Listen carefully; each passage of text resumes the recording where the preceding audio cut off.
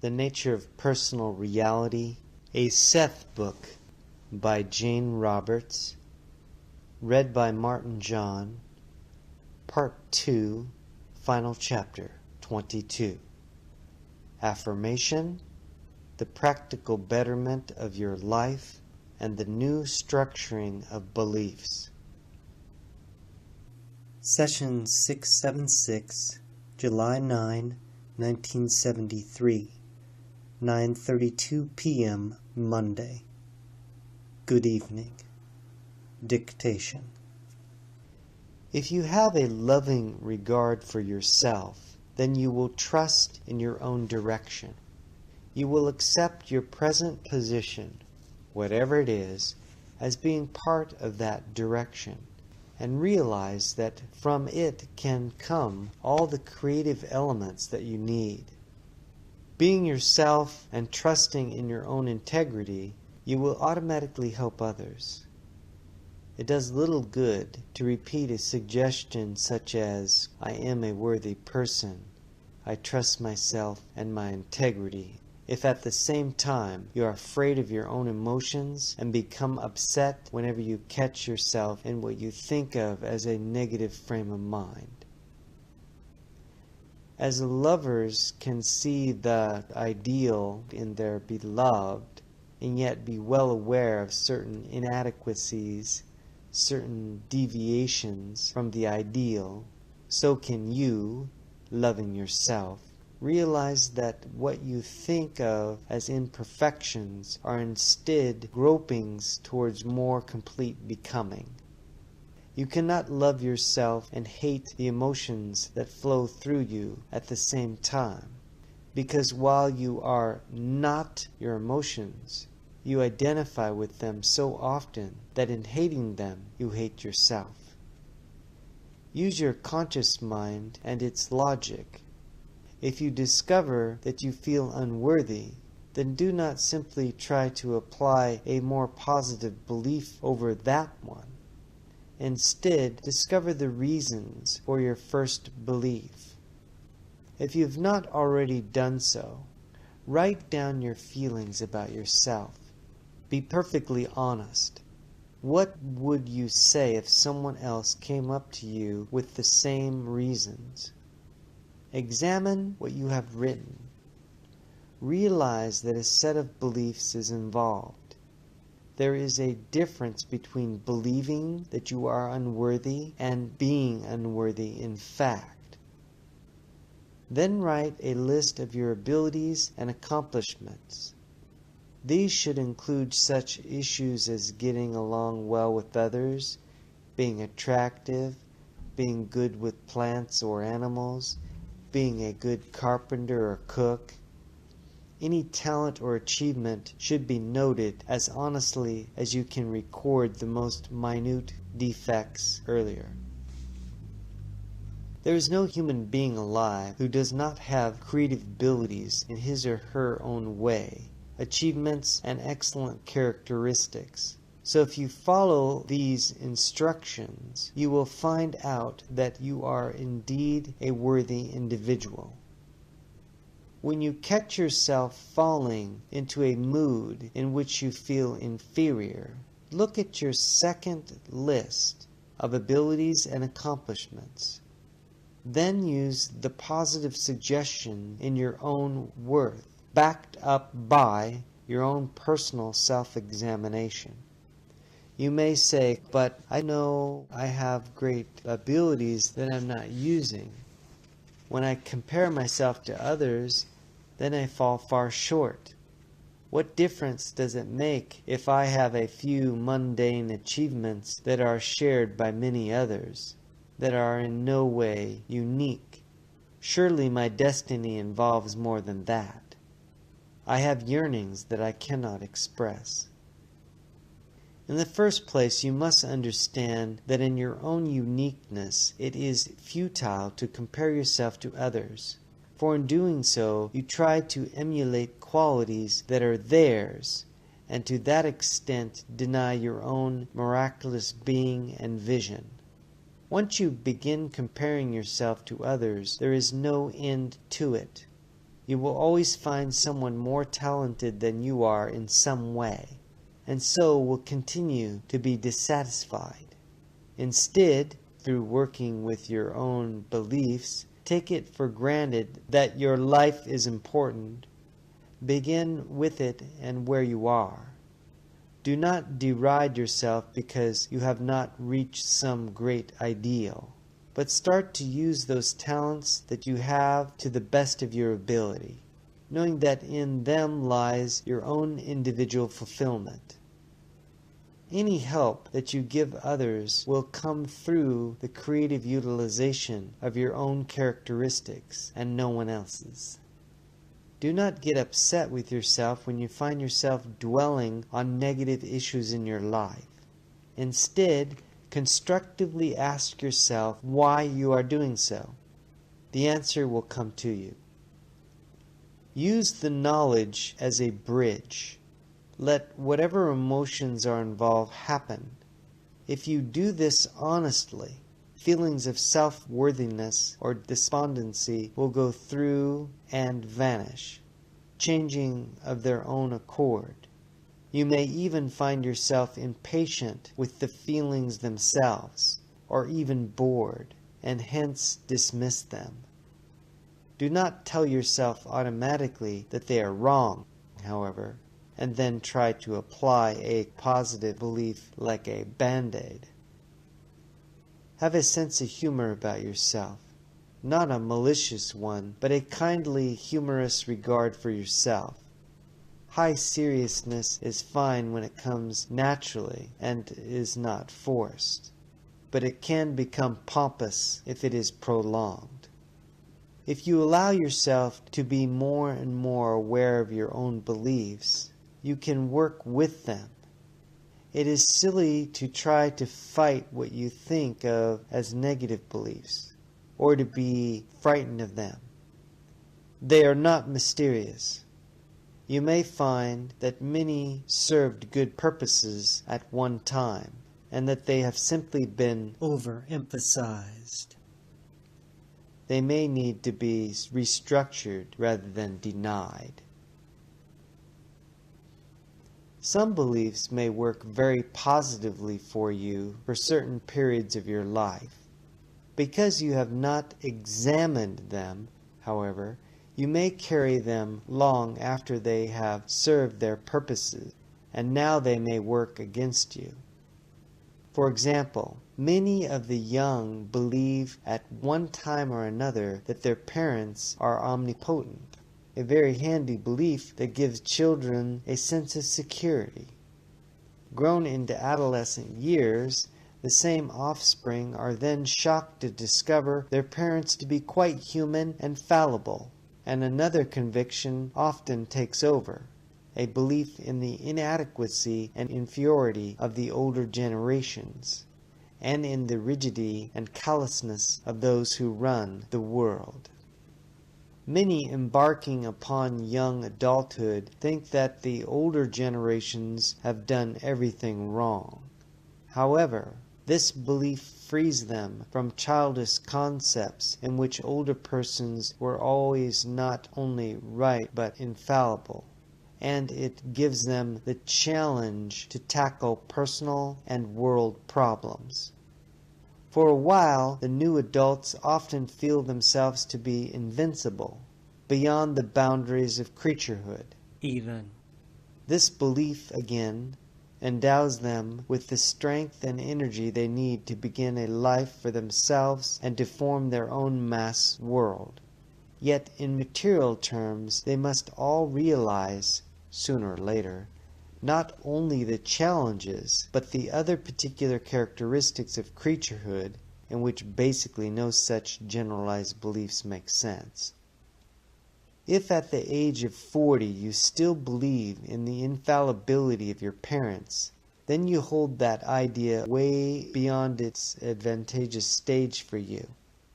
Using the methods in this book, you should discover the reasons for this belief, for it will prevent you from exerting your own independence and making your own world. If you are 50 and are still convinced that the older generations are rigid, fast in a way of growing senile, mentally incompetent, and physically deteriorated, then you are holding an old belief in the ineffectiveness of the older generations and setting up negative suggestions for yourself.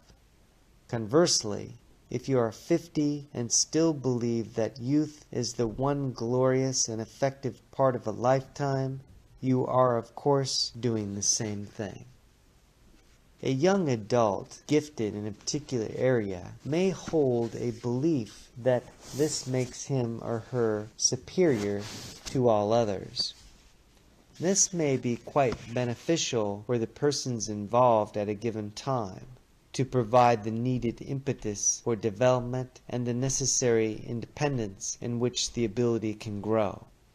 The same person, years older, may find that the identical belief has been held too long, so that it denies very important emotional give and take with contemporaries, or becomes restrictive in other ways.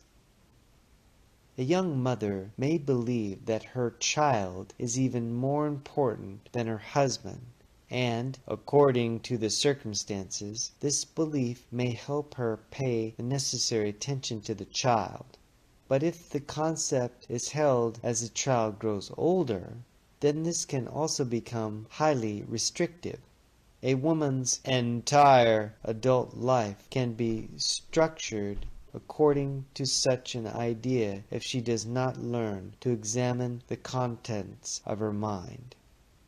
A belief that has positive results for a woman of 20 will not necessarily have the same effect for a woman of 40, who, for example, may still pay far more attention to her children than her husband.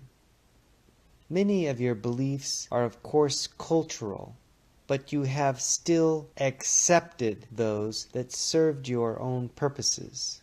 As a rule, men in your society believe themselves logical while women are considered intuitive.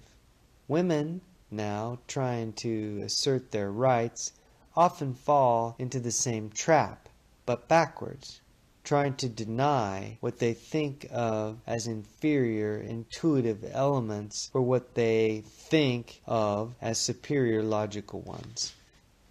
Certain beliefs then will structure your lives, often for given periods. You will grow out of many of them. When you do, the inner structuring will change, but you must not cravenly acquiesce to leftover beliefs once you recognize them.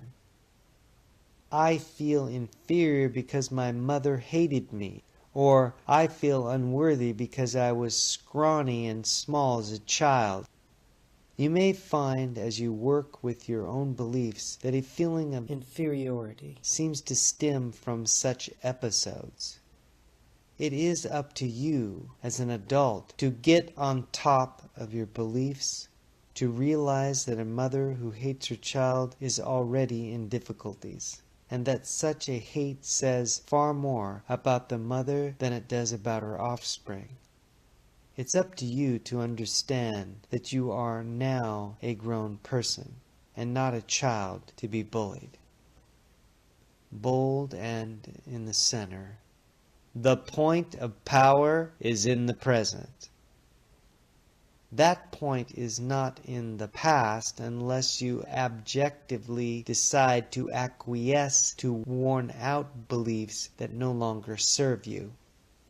If you believed you were unworthy because you were scrawny and bullied, then in some way you undoubtedly used that belief for your own purposes. Admit it.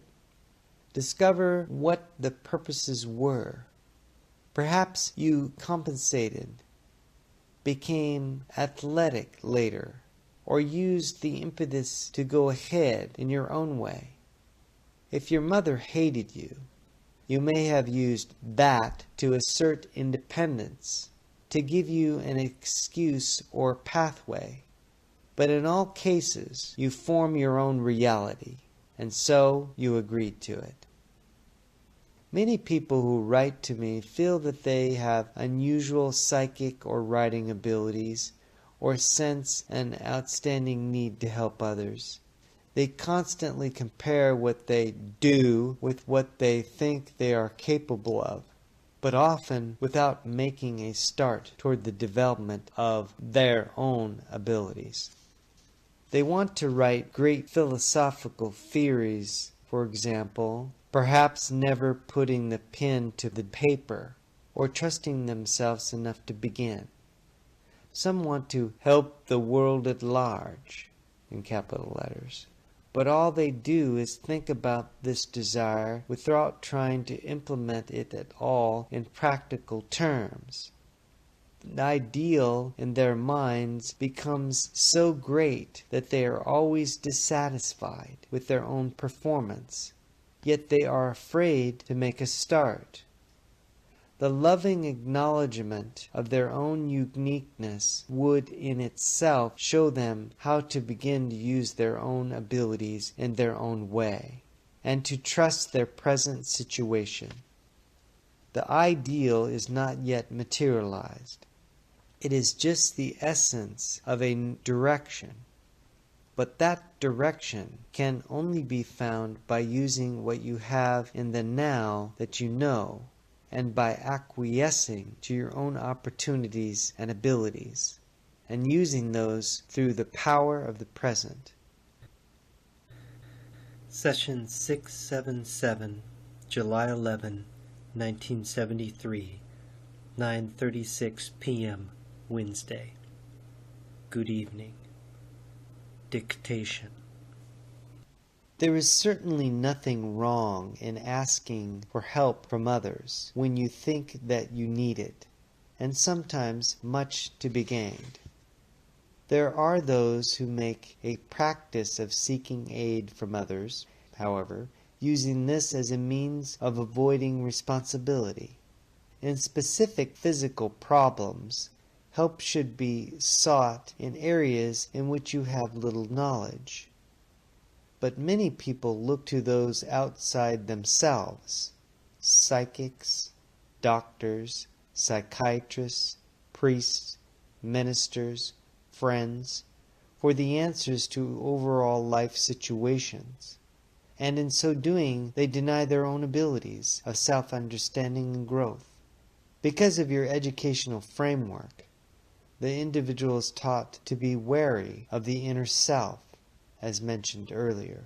So unfortunately, the ordinary man or woman looks for the solutions of personal problems outside of the self, where they can least be found.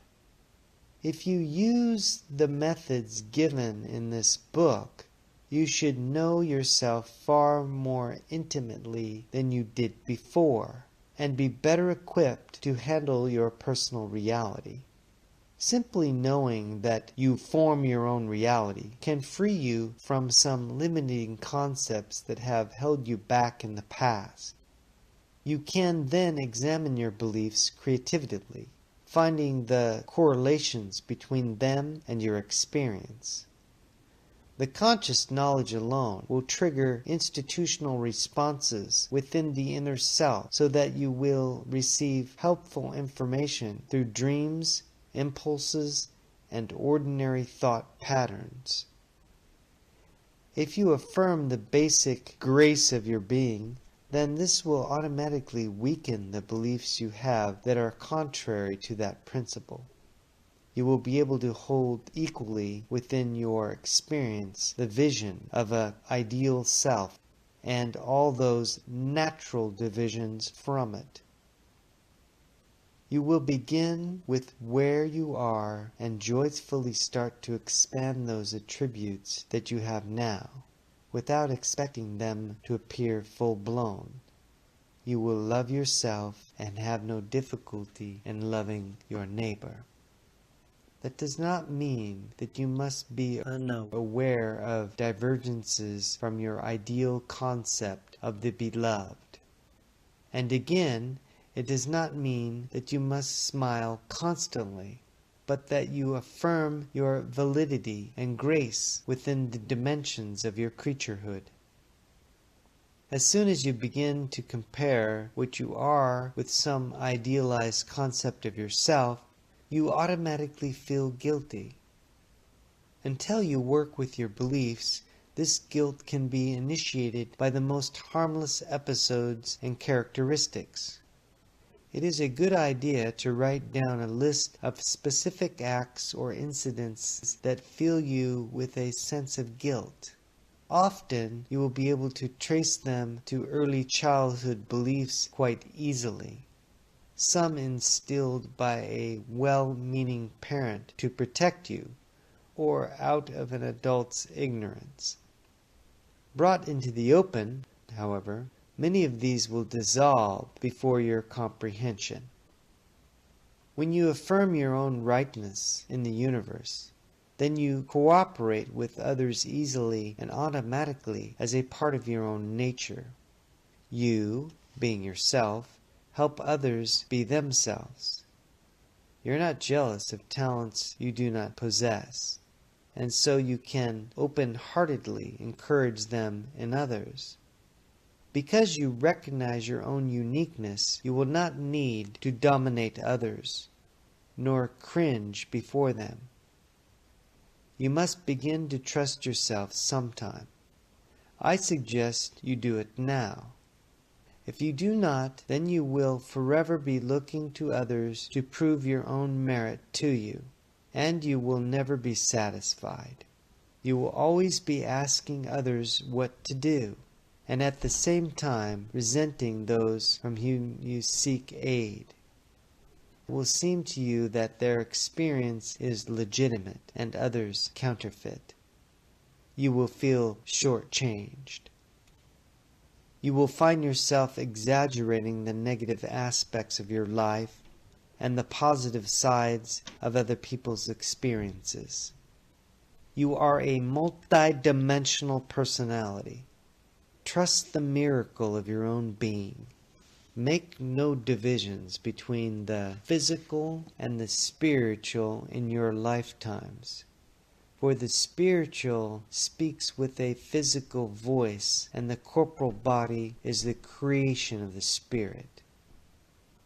Do not place the words of gurus, ministers, priests, scientists, psychologists, friends, or my words higher than the feelings of your own being. You can learn much from others, but the deepest knowledge must come from within yourself. Your own consciousness is embarked upon a reality that basically can be experienced by no other, that is unique and untranslatable, with its own meaning, following its own paths of becoming. You share an existence with others who are experiencing their own journeys in their own ways, and you have journeying in common then. Be kind to yourself and to your companions. I'm also journeying. What information and knowledge I have, I try to give to you through Rupert and Joseph, who are parts of me in your space and time, but they are themselves as I am myself. Rupert's own beliefs in the nature of his consciousness helped bring about these sessions. Rupert and Joseph have both worked with the nature of creativity, and from an early age each of them sought for answers. But most of all they trusted the destiny and grace of their beings. They might have felt that they had lost direction at times. For certain periods they might have had problems in which they forgot their aims momentarily, and yet their beliefs in themselves individually and together were strong enough to give them their present reality. Many who write want to develop and use the same abilities, yet it is obvious from their letters that their beliefs prevent them from trusting their inner self enough. You cannot fear your own being and expect to travel through it, to explore its dimensions. First you must take the simple step of affirming your identity. That affirmation will release those attributes that you have and open up new avenues of experience. They will and must be your own. When you ask others to interpret your dreams, for example, you're automatically putting the fulfillment of your own potentials a step away. When you ask another to tell you the direction of your life, then to some extent you keep from yourself the realization that you yourself possess it. Without that awareness, no methods will help you. In ordinary terms, this book has included no esoteric instructions to help you achieve what you may think of as spiritual development or psychic expertise.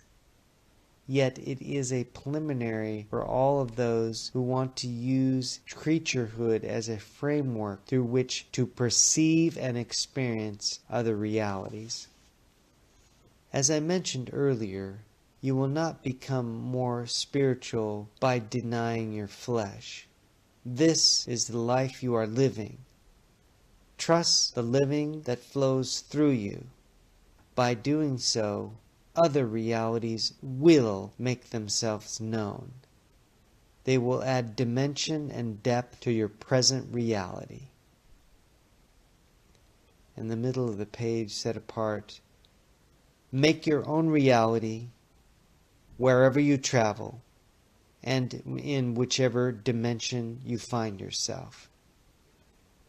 Before you embark upon other journeys of consciousness, understand that your beliefs will follow you and form your experience there as they do here. If you believe in demons, you will meet them in this life as enemies, and in other realms of consciousness as devils or evil spirits. If you are frightened of your emotions and believe them wrong, then when you try psychic experiments, you may believe that you are possessed. Your feelings, the repressed ones, will seem demonic. You will be afraid to assign them to yourself, and so will think that they belong to a disembodied spirit. It is very important, then, that you understand the true innocence of all feelings, for each of them, if left alone and followed, will lead you back to the reality of love. Trust no person who tells you that you are evil or guilty by reason of your nature or your physical existence, or any such dogma. Trust no one who leads you away from the reality of yourself. Do not follow those who tell you that you must do penance in whatever form. Trust instead the spontaneity of your own being and the life that is your own. If you do not like where you are, then examine those beliefs that you have. Bring them out into the open. There is nothing within yourself to fear. In the center in bold, my life is mine and I form it. Tell yourself this often. Create your own life now, using your beliefs as an artist uses color. There is no condition that you cannot change, except one indisputably physically accepted at birth within the realms of creaturehood, such as a liability in terms of a missing organ or a functional lack. If you've been filled with self-pity because of a disease or a life situation, then seize the initiative. Face your beliefs honestly and find out the reason for the difficulty. I speak with the inner vitality that is inherent within each of my readers, with the inner knowledge that also belongs to them. I close by saying, as I have said before, you're given the gift of the gods. You create your reality according to your beliefs. Yours is the creative energy that makes your world. There are no limitations to the self except those you believe in. I am Seth. I speak my name joyfully, though names are not important. Then each of you speak your names with affirmation every morning. You create your life through the inner power of your being, whose source is within you and yet beyond the selves that you know. Use those creative abilities with understanding abandon. Honor yourselves and move through the godliness of your being. End of book. Peace, light, and love. Aloha.